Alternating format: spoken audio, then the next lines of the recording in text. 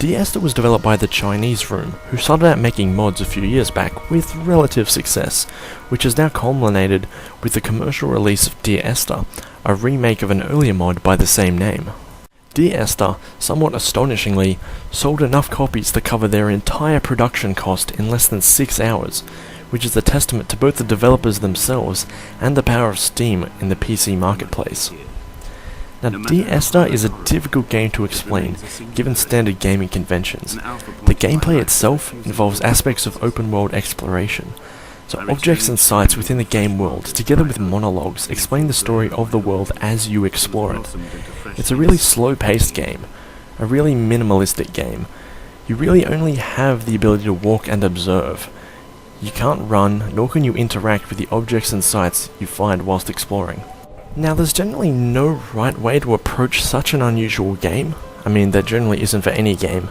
However, an open mind is always a good first step, as you won't be fighting any monsters or exchanging information or items with any NPCs, nor will you be interacting with the environment in any way.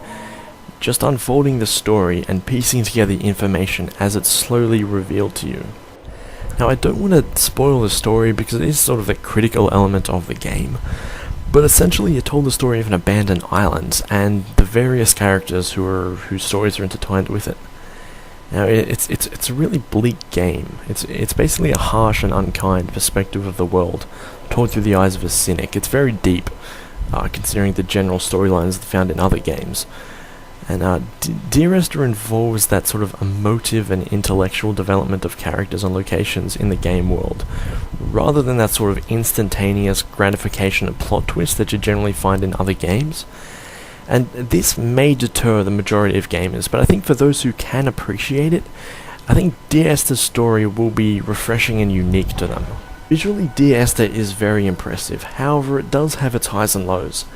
As you could expect from an indie game, it can't match new release big budget games in terms of graphics, which might disappoint some gamers, but all credit to the devs of Esther for making the most of what they had, in terms of art direction and visuals, and in my opinion Esther had one of, if not the most visually pleasing pieces of game environment I've ever experienced.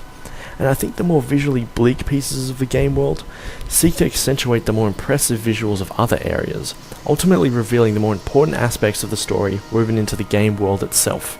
The sound and score of Esther is very minimalistic, with music used only scarcely in order to highlight the more critical parts of the story and the world. And the sound effects too are used rather scarcely, and they're generally just ambient noises such as waves crashing on the beach, or waterfalls echoing through caves, or wind whistling over a mountaintop, but the sound effects are used very well to make the game world more immersive. Now, the most prominent negative attribute of this game by far is the price.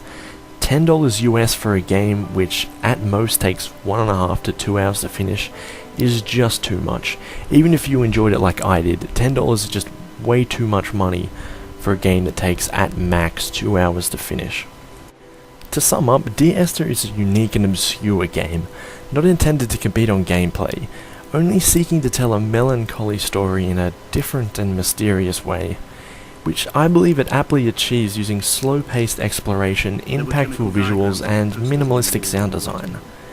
Esther is a game for mature gamers, and I don't mean that in a condescending sense. It's just that the story will most appeal to those who can identify with it, and have the patience to slowly let it unfold. Ultimately, Esther was never meant to appeal to the largest amount of gamers as physically possible.